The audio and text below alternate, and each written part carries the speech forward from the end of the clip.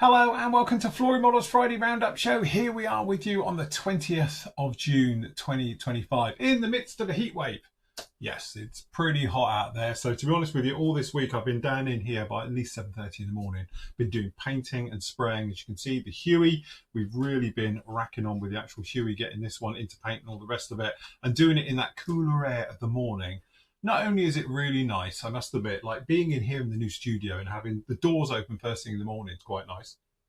Fresh air, hearing the birds tweeting, coming down in here, doing a bit of work and all the rest of it before the world has even woken up is really, really nice. So it's peaceful, it's relaxing. Yeah, I must admit, I've been thoroughly enjoying it. 3 o'clock in the afternoon, though, that's a different story. That's when the sun comes around in here and it starts to bake in here. So yeah, we've been getting pretty hot. So if you watch some of the shows this week, you know I was talking about the heat in here. I have bitten the bullet and I have ordered a smaller AC unit to go in here. It's just a cheapy thing, but it should do the trick. It's not massive in here, so it should make it a little bit cooler, especially for your paint. You know, generally doing work and that, it's not so bad. You can have a fan on and all the rest of it. But for when you're airbrushing, fan's not brilliant because you don't want to be blowing your, your sort of everything everywhere. You want it to be going into your extractor if you can.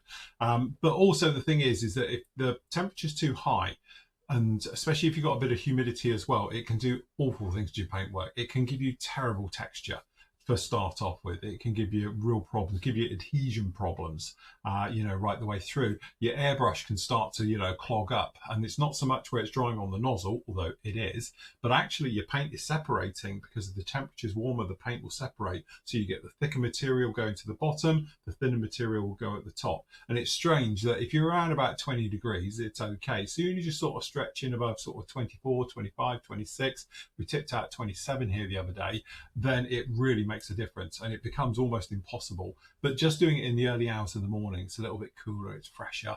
It's actually been quite nice to do it. So to be honest with you, I've really massively pushed on. Gave this gloss coat up past 7 this morning. So now this one is going to be all ready for deckling, hopefully this afternoon. So we'll get the decals onto it and really push through. And then it'll be all the exciting stuff next week of doing all the weathering. So there's lots to come on that one, as you might imagine. So I might be slightly ahead of you all. There's good reasons for that. As I say, I don't want to keep going on about it. But I've got 1 week left before the builders all turn up on the 30th. And that's when everything's going to go to pot. So I'm trying to get nicely ahead with everything, as you might imagine. So I'm not under too much pressure to get videos all sorted. And we've got a few in the bag. I can just stretch it out a little bit and it'll be absolutely fine. Anyway, it all started on Monday with, back in the day, it seemed ages ago that I did these, it's part 3 of the Huey and going right the way through. So back then you might remember we used the instrument panel, the actual decal one, and we managed to get that one down, and we basically gave it a wash and a scrub and all those things down on the panels, dry brushing as you might imagine, to give it a nice weathered look. Then obviously after the dry brushing we went in with some Posca pens and basically just putting in all the switches, dials and things like that with all the different colours as well. So we're using silver obviously for sort of the metal switches, and then we were coming in with reds and yellows and greens and things like that for all the other ones. There's not too many on a Huey, most of them are just silver, but there is a couple of red ones and there's a couple of yellow ones as well to take care of. So with all of that done, we then had to open up, because on mine it wasn't, the little slot for the anti-torque pedals, if you want to be correct, or the rudder pedals down in here needed to be fitted in, so we had to cut that in. But with that done, we could get that all sorted around and basically start to put it all together. So again, going through the weathering as we did, dry brushing, metallic scrubbing, oils, a little bit of acrylic pencils, things like that. It sort of worked out very well. With that done, we could turn our attention onto the engine. So obviously doing the gearbox down in there and the engine as well. And for those, for a change, I didn't use the usual extreme metals because I wanted to use an oil wash. As you can see, I actually used Mr. Colour. So we used their super metallics and on one of them, and then one of the other ones we used Tamiya lacquers as well to bring those up to colour. With that done, we could turn our attention to a couple of little pesky ejector pins, which are in amongst the actual main main engine door covers. Traditionally, you probably wouldn't have them open, but I want to have them open on this one, so we had to remove those. So we used the mini drill, which worked an absolute treat. So going through and getting those all sorted. and then obviously we could start to get this thing together. So we've got the back all mounted up, we put the roof onto the actual cabin area, and we start to install the gearbox and on the engine. The engine, we did have a few problems because I couldn't get it all to fit, but we got there eventually, and we managed to get the engine mounts all onto it and all the rest, so that was good. So with that bit of it done, we could leave it off to one side, let that dry, and then we could come back as we did and started to glue it all together. And to be honest with you, I've been calling the praises of this kit all the way through. I haven't found a fault with it yet, which is really not like me. But generally, the fit is beautiful. Normally, when you're dealing with an interior to put, you know, you've got engines and bulkheads and things like that, alignment can be a little bit of an issue. But to be honest with you, it all fitted absolutely beautiful down in there. All right, and you can go off and see that one now. Part 4 will be up with you on Monday, and it's going to really start to sort of get it together just before we go into paint, really. So members, you can go off and see this one. If you're not a member, if you just click on the picture, it will take you off to the page, hopefully, eventually. There we go. And then down in here, you can see, well, not that one, sorry, you don't see that one. Where I video build, sorry, that took me to the other one.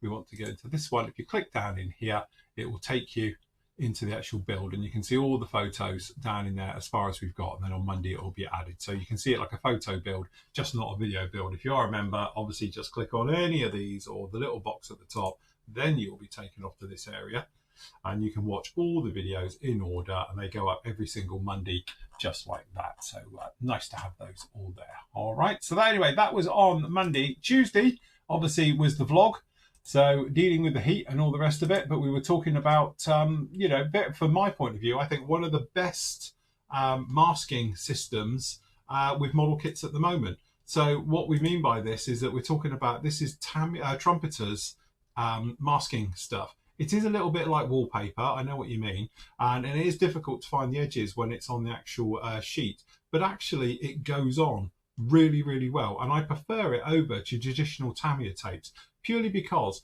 with these ones, if you need to take it off and reposition it, it doesn't stretch, it doesn't crease, and also it's got really good glue, which is enough to keep it down indefinitely with no problem at all. But I've been using them over the last couple of builds, but I spoke about it in this particular video, literally about how I think they're great, you know, this particular type. And as far as I know, it's only Trumpeter who use this stuff. But it just works. It works very, very well, and it goes down beautifully. So anyway, if you want to watch that one, members, you can go off, and we're covering other topics as well just down on there. That was on Tuesday's video. Wednesday was a delivery. So I had a bit of a live unboxing. So obviously we were talking about the Huey. We started to work on that. We were talking about primers and all of those types of things. We were talking about decals and going through some of those jobs. And then I did a live unboxing, well, sort of, for down in here for everything that was going on, and we were looking at some of the kits we were going through, some of the products. So again, we've got these, we'll speak about those in a moment, and I'll be doing an on test with some of these and some of these later on, probably next week as well. So again, we've got the black and the grey version of the non-peel VMS primer. Been told it's very good, never tried it. We'll put it on test this week, so expect to see that probably on Tuesday, where we'll be going through the motions of using that stuff and seeing exactly how good it really is. So as you can probably see in the background, we had lots of kits come down in there. We've got the Hella, which is the Connie, absolutely fantastic. P40 we'll speak about in the moment. We've got the Mac 2 kit as well, and the Zero from Border Models came in as well. So nice, good delivery day there on Wednesday. And then obviously onto Thursday, it was the PM show. This is the PM model show, so don't blame me for the adverts. And anyway, me and Matt, usual discussion, talking about it. I know there's a problem with the sound, and I'm happy to report I have now fixed the sound going forward. So this will be the last time where I'm getting loud and going quiet, going loud and going quiet, because I have managed to find out what the problem was, and I think I fixed it. So hopefully we won't have this problem again, but apologies for me getting a bit quiet and then going loud. For some reason, my system was trying to compensate. Story of my life. So yes, anyway, you can see down on there, and obviously me and Matt were talking about the usual various things going on at the moment. Obviously our own work, we were talking about various kits coming down the line, what's being released, some of the things I'm looking out for, like the Terminator. Love the markings. Obviously on the one, we were looking at this little guy as well, which is obviously the new, I'm calling it Yuma, I don't know how they pronounce it, or UMA Harrier. It's only a 48 scale one, but it looks really, really nice. Obviously I think it's going to give the old Hasegawa one definitely a run for its money. So it does look very, very nice indeed. And we were looking at the aftermarket parts that are coming down for the line as that as well, which do look very, very tasty indeed. And we were looking at all the other kits that have just been released as well, like the Razorback Thunderbolt. Looking forward to that. Beautiful box art down on that particular kit, and some of my other firm favourites as well, like the Mark II Corsair, the Fleet Air Arm version. So looking very nice. And obviously the good old Spartan. Can't go wrong with a Spartan. And that, plus the fact we were discussing other things like if you can never say you can't smell a photo, you can that one. You can smell the oil in that photo. So yeah, beautiful work. But anyway, that is the new kit that's coming down the line. Where is it? Where is it? Where is it? There we go. By Mini Art as well. So it's basically a fabrication vehicle and truck and all the rest of it, and sort of, you know, that type of thing. Very nice indeed. And another one I'm looking out for is the Trumpeter. I think it's the, is it the Venom or the other one? So yes, as well, looking forward to seeing that one coming down the line, as you might imagine. Usual thing then, talking about all the other things going along, the mystery boxes, bits and pieces like that, over on the PM store. So if you want to catch up with all the latest comings and going in the modelling world this last month, that's the monthly show from PM Model as well. So that is up with you like that. As for me, been very, very busy. The thick washes will be back in stock Monday. So I might put them up for sale at the weekend. They are literally done. I've just got to label them. So I'm going to be labeling them over the weekend. Apologies, they've been out of stock for a while. As you know, we were out of clay and it's been a little bit of a nightmare all round trying to get hold of stuff. But luckily we've got there now. So that is coming down the line right now. So for people who have got them on wait lists and stuff like that, you might get a message and I'll get them bottled out and they'll go out on Monday. So if you see them in store over the weekend, you know they are there now. So sorry for the delay on those ones. The other thing as well, we had a bit of a delay getting some more jigs printed, purely because I was having to print other things like pots and all different things and a couple of bits for me. So I didn't do as many jigs last week, so there's a little bit of a delay on those, but the jigs are now back in stock, as well as the in-flight stands fully in stock as well. They are good to go. Got a restock coming in shortly as well, hopefully for all the display stuff and a few more added items to that little range as well. All right. Also, we've got the empty bottles. Empty bottles are in stock, so if you want to grab any of those for putting anything in, they are your one for that. Speaking of the jigs, at last, they are in stock over in Europe. If you're in Europe and you want one of our jigs, you can get them over from Robeco, obviously the Flory Models EU store, so they've got them for sale down in here now as well.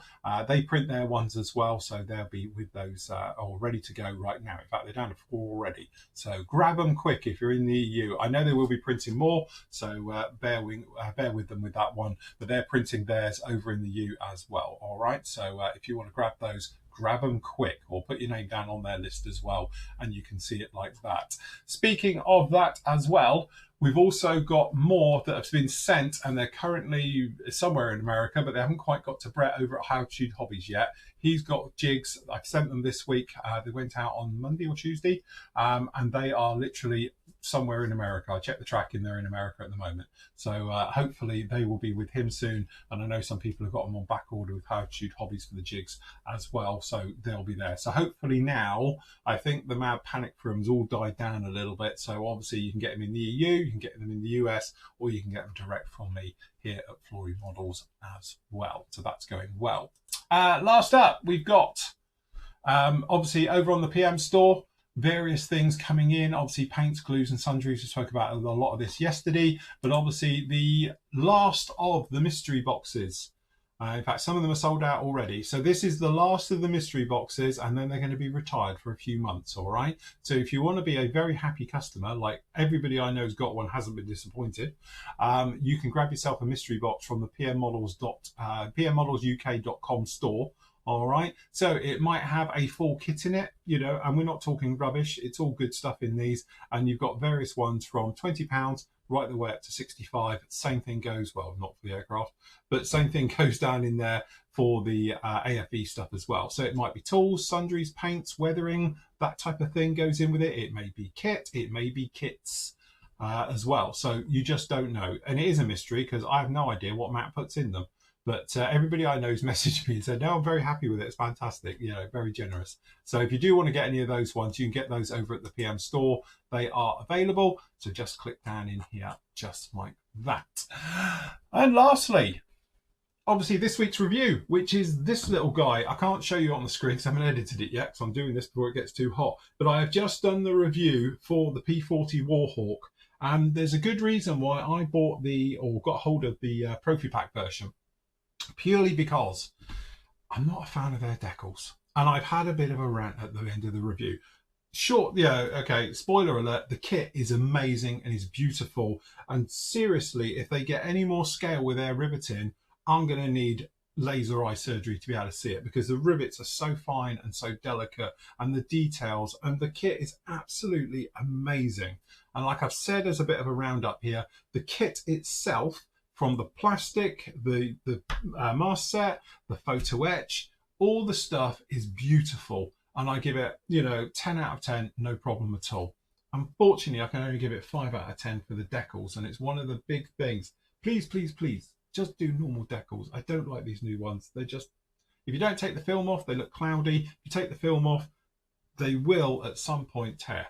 So, and I just don't like it that way. I don't like working with them. And I just feel that you've got a premium quality kit let down by the decals, because the decals are a bit nah at best. But I know that's my personal opinion, and I know I'll get flamed in the chat now and all the rest of it in the comments, because I know half of you hate them like I do, and half of you love them and they think they're the best thing since sliced bread. Personally, from my point of view, though, I won't be buying any more Royal classes and stuff, because it's the markings, and unfortunately it's just let down by them, and I'll have to go down aftermarket. So, but anyway, I might build this one, as you'll see in the review, and if I do, I might have to get aftermarket decals for it, but we will see. Anyway, that's about it for me for this week. Busy week next week, going to be really pushing on with it. Huey will be finished. Be starting on the next build as well with that particular one, so I nicely get ahead. As I say, filming next week should be normal. The week after it's going to go a little bit all over the place, but hopefully we'll be doing lots more of night work. So I'll be down here in the evenings or early in the mornings. So again, that might involve some live shows, bits and pieces like that to keep up with you guys as well. Last up to say, the next part of, which will be part 3, I think it is, of the Wing Nut Wings Sopwith triplane. Very, very old. It's like 15 years old, that build, or whatever it is. I feel like I'm 100 after watching that. Is up and ready for you now, and obviously that will continue every week. There'll be a new video part going up, and then when that one's finished, there'll be another video build working their way up as we add brand new ones to the members side of it as well. So don't forget, you can go off and see that one. I'll link it down below. Anyway, that's it from me. As always, on a Friday, I'm going to leave you with your great work from the gallery. So until next week, happy modelling. Take care.